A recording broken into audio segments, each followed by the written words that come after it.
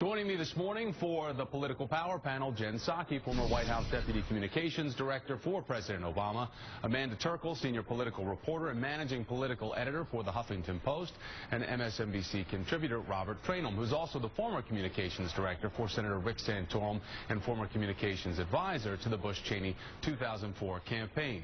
All right, guys, so after all those big intros, Amanda, I want to start with you. Is the question today not whether Mitt Romney wins, but how he wins and the nature of that victory?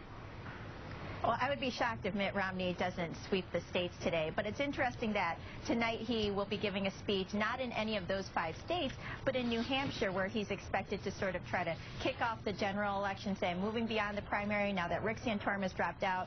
Newt Gingrich really isn't doing much. He's more than $4 million in debt. And so he is turning his eyes toward the ultimate prize, which is in November, in defeating Barack Obama. All right, so as we take a look at a poll from New Hampshire, let's take a peek at those numbers as you talk about that, Amanda. We can show everybody exactly how people are faring right now in the thought with Barack Obama against Mitt Romney, with President Obama leading 51%. Robert, I want to lead on to you because, as Amanda points out, not in any real, or is moving on basically, not doing any work in the states that are voting today. That work is already done. Delivering this speech in New Hampshire titled "A Better America Begins Tomorrow," and a new WMUR poll, as we just showed you there, shows the president leading in New Hampshire. So with all this coming together, is it signaling a bad start for Romney when he's not leading in that neighboring state to Massachusetts? Well, I'm not too sure about that, Thomas. I mean, let's remember, the election is still roughly about 4 to 5 months away. Governor Romney still has a lot of ground to make up, particularly with Latinos and with women. And the question becomes, quite frankly, is whether or not this race will tighten after Labor Day. And I have every sneaky suspicion that it will. And 2 main reasons why. Number one, the economy is still the #1 driving issue on voters' minds, regardless of whether it's New Hampshire or not. And secondly, with all due respect to New Hampshire is not going to decide who our next president is going to be. It really is going to be those battleground states of Ohio, Pennsylvania, Florida, Michigan, and even to a certain degree Colorado, and maybe even Virginia. So that's where we really need to take a look at this, and that's where we really need to focus whether or not the Romney campaign is going to be able to make up ground with those 2 key constituencies that I mentioned, women and Hispanics, and I think he will. All right, you bring up women, you bring up Hispanics, so now the main imagery, Jen, is Mitt Romney stumping with Marco Rubio, the Florida senator. We see him yesterday in Pennsylvania. Funny thing is, when he was asked about Rubio and his experience, is he, got enough to be the vice president, here's how he answered. I don't think I have any comments on qualifications for individuals to serve in various positions in government at this stage. That's something that we're going to be considering down the road as we consider various potential vice presidential nominees.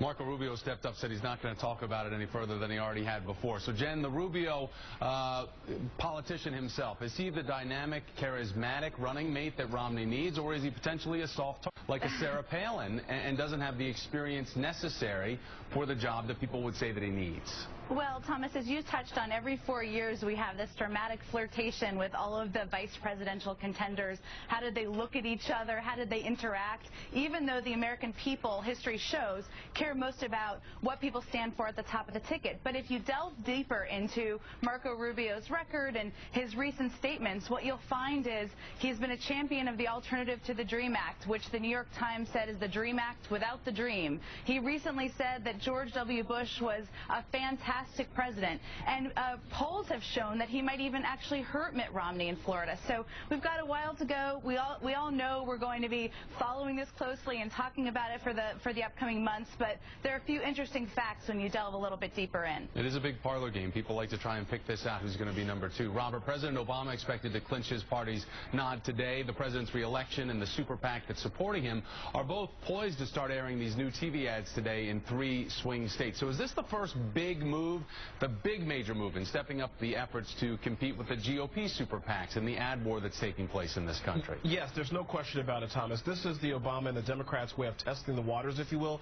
Number one, they're testing the waters to see what message is going to resonate with the American people. They're also testing, quite frankly, their organizational skills in terms of executing this type of big campaign buy. This is kind of the things that it's almost like exercising, if you will, and warming up for the big day. There's no question about it that the super PACs on the Republican side are much better organized, much better funded than on the Democratic side. So this is the president's reelection team's way of literally testing the waters to see what works and what doesn't work. All right, so the president is going to be in North Carolina today talking about student loans. You know, both sides are trying to get them while they're young, and they're going to talk about money. And the fact of the matter is, you know, student loans are out of control in this country, as well as the cost of college tuition. However, the Republican Navy released this ad ahead of the president's arrival. Take a peek at this. Critical time, a critical election for this state. With the Democratic Party's executive director, Jay Parmley, resigned because of a growing rumor that he'd harassed a co-worker and that the party had covered it up. All right, so the GOP clearly depicting the president trying to paint him as a commander-in-chief, not effectively controlling his own party and tying scandals to him. So can Republicans successfully put a president, Jen, who's known for offensive moves on the defense instead?